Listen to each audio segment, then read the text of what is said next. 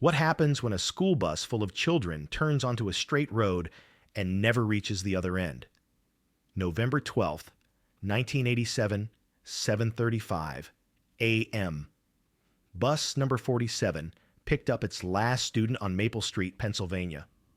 Parents waved from driveways as the yellow bus drove away. 2 miles ahead, another parent waited at the school to see her daughter arrive. The bus never came. It had vanished on a 6-mile route with no side roads, no forest to hide in, nowhere to go. For 37 years, nobody could explain how a 35-foot school bus disappeared in broad daylight. Until 2024, when highway workers drilling 40 feet underground hit metal and found bus number 47 perfectly preserved beneath the road. Before we begin, subscribe to uncover the stories they tried to bury and ensure no case is ever forgotten. Meadowbrook Elementary School was a quiet school, with 450 students in the small town of Greenfield, Pennsylvania. Built in 1965, 3 generations of children had been educated there. The school was in a safe neighborhood, a friendly community, a place where families could send their children with peace of mind. November 12th, 1987, Thursday, was supposed to be a normal school day. The weather was clear, temperature around 46 degrees Fahrenheit, a mild autumn morning.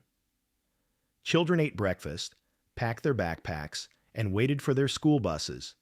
Bus number 47 was one of Meadowbrook's oldest routes. It started from homes on the north side of Greenfield, continued along Maple Street, Oak Boulevard, and Route 17, then arrived at school. Total of 6 miles, 12 stops, usually took 25 minutes. The bus driver was Gerald Mason, 58 years old. He had been driving school buses for 20 years, had a perfect safety record, never had an accident, never received a violation. The children loved him because he was always smiling, patient, and kind. "Mr. Mason is the best driver," they would say. That morning, Gerald arrived at the bus depot at 7 a.m. as usual.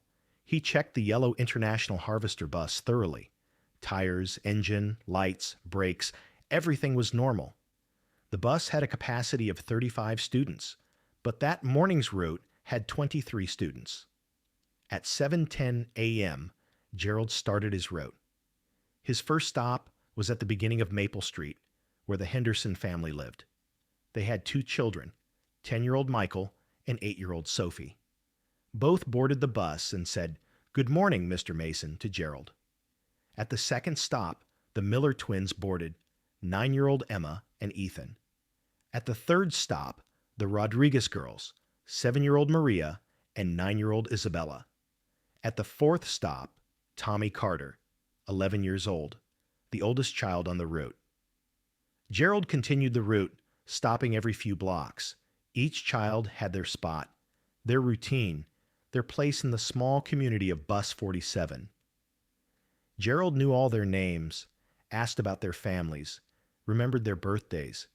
Parents trusted him completely. At 7:35 a.m., he arrived at the last stop, at the end of Oak Boulevard. Here waited 6-year-old Emily Carter, Tommy's younger sister. She was the youngest on the route, a tiny girl with pigtails and a pink backpack. Emily's mother, Karen Carter, walked her daughter to the bus as she did every morning. Karen was protective, but she trusted Gerald Mason. Everyone did. "Good morning, Mr. Mason," she said, helping Emily up the steep bus steps. Gerald smiled warmly. "Good morning, Mrs. Carter." Another beautiful day. Karen kissed her daughter on the forehead. "Have a good day, sweetheart. See you after school."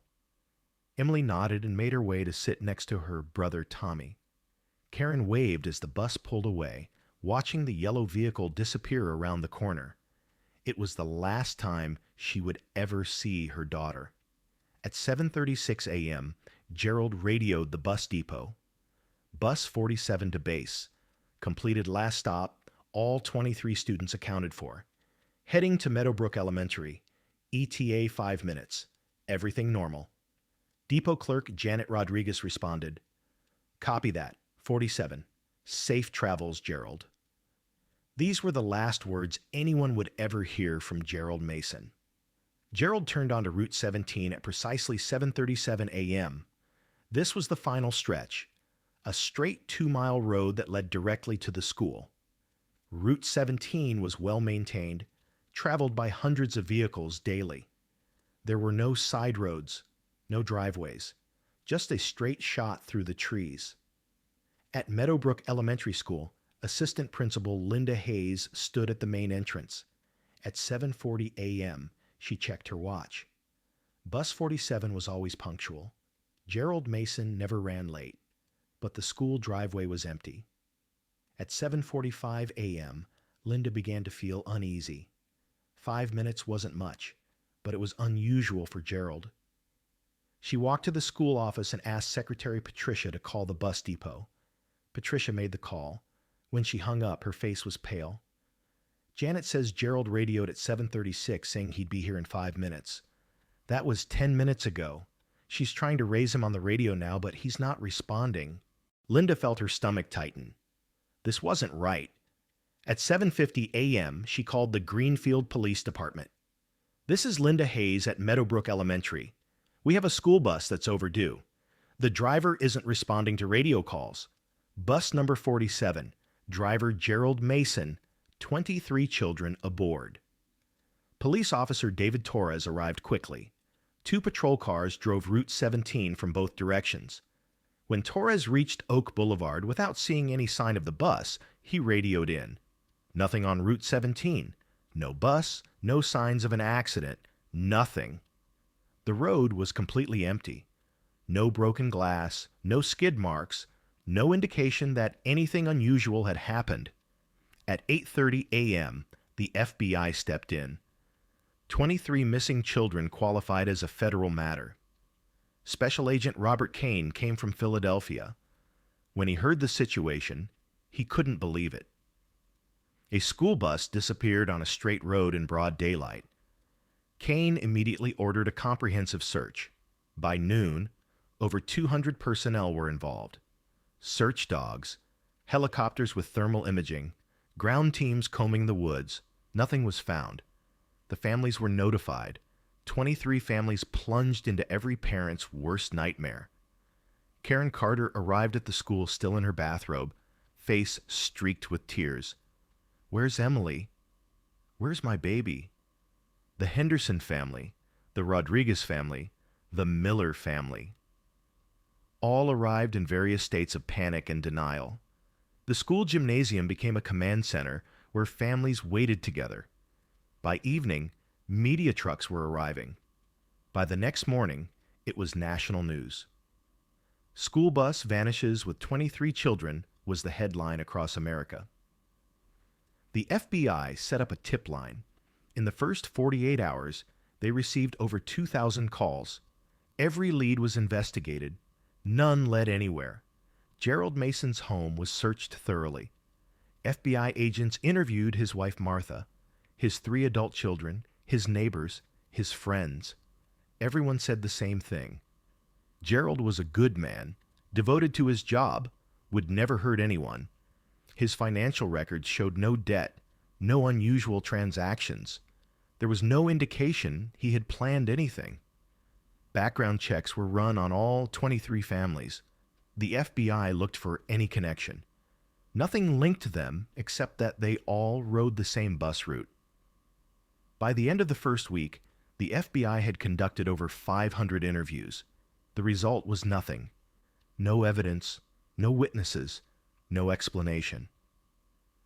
The second week, the theory shifted to mechanical failure. Perhaps the bus had crashed into a hidden ravine. Ground-penetrating radar scanned the woods. Nothing was found. 1 month after the disappearance, a memorial service was held.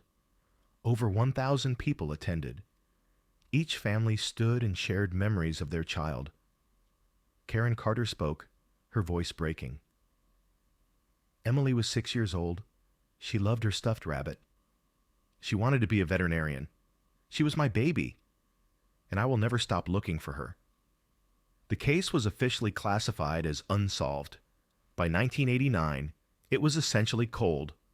The families never gave up. Karen Carter testified before Congress, pushing for improved school bus safety. But nothing brought back the children.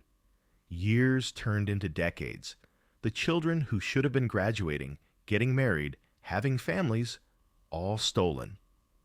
Meadowbrook kept 23 desks empty in a memorial classroom. Every November 12th, the school held a moment of silence. Karen Carter never moved Emily's room. Everything stayed exactly as it was. Every night, she would sit on that bed and cry. In 2018, Karen died of cancer, 31 years after watching her daughter disappear. Her last words were, "Tell Emily I love her." The case remained one of Pennsylvania's greatest unsolved mysteries. It was featured on countless true crime shows. Theories abounded, but none were ever proven.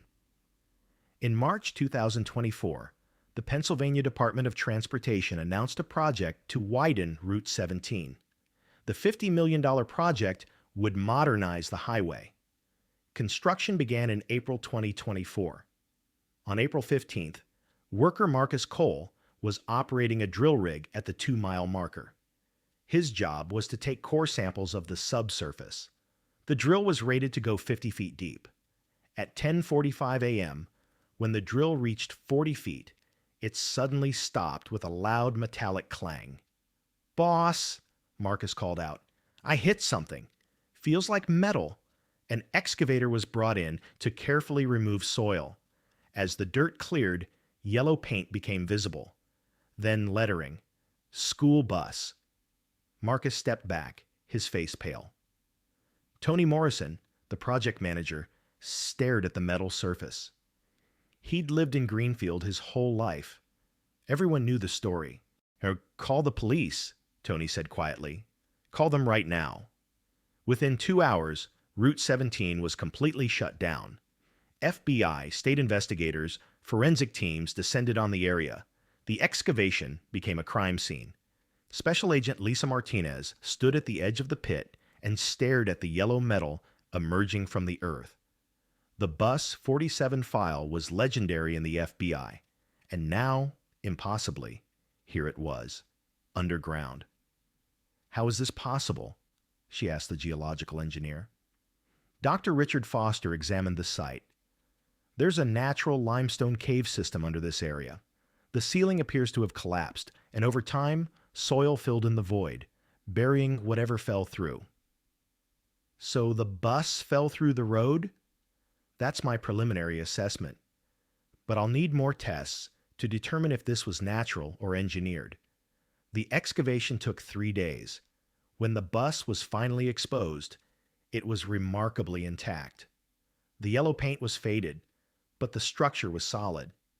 The school bus sign was still in place, and on the side, the number 47. FBI forensic specialists entered through the emergency exit.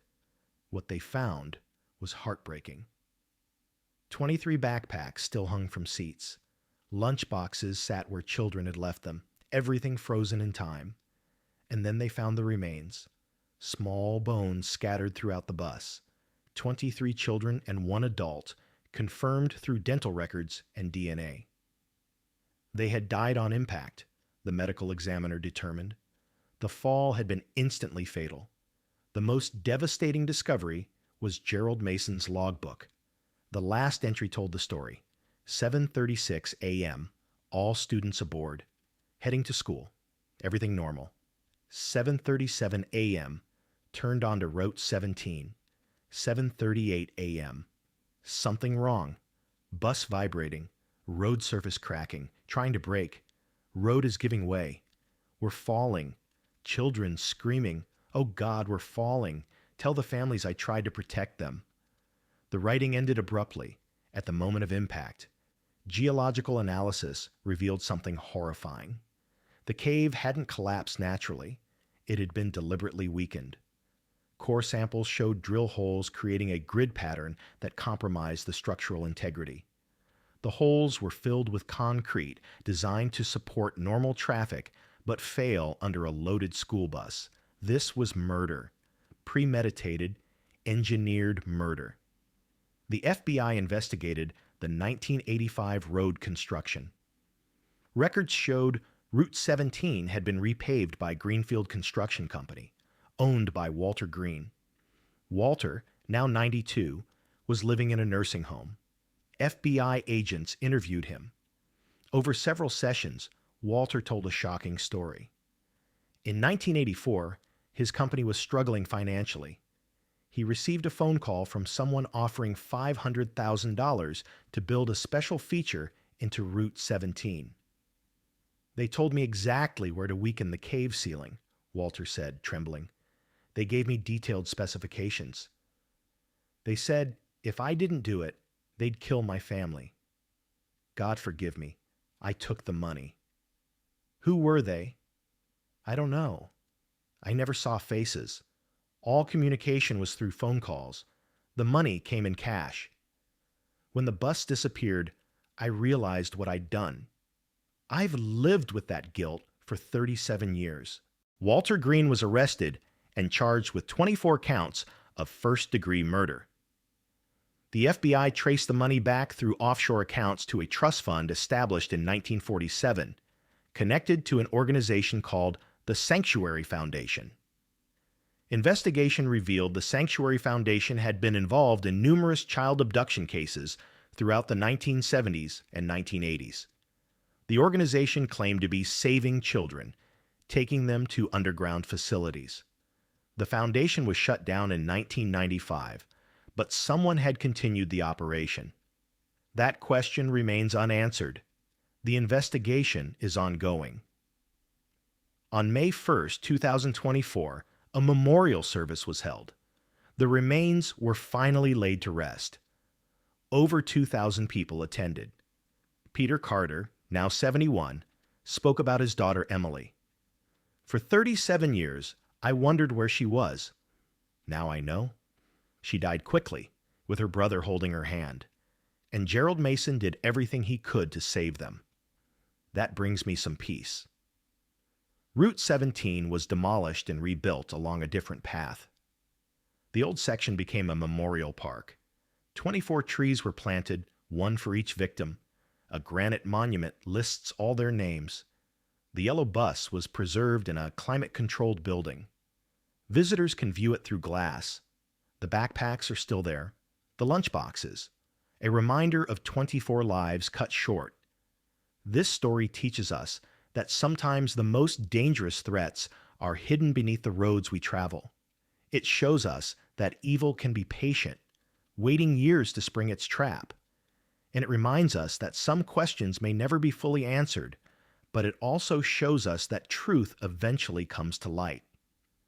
For 37 years, the families lived with uncertainty. Now they have answers. Now they can grieve properly and honor their loved ones' memories. Gerald Mason was posthumously awarded the Presidential Medal of Citizen Heroism. His widow Martha received the medal. Gerald loved those children. He died trying to protect them. That's who he was. The investigation continues. The FBI believes individuals connected to the Sanctuary Foundation are still operating. Until they're caught, this case isn't truly closed. Because no forgotten story is truly forgotten. The truth always finds a way to surface, no matter how deep it's buried.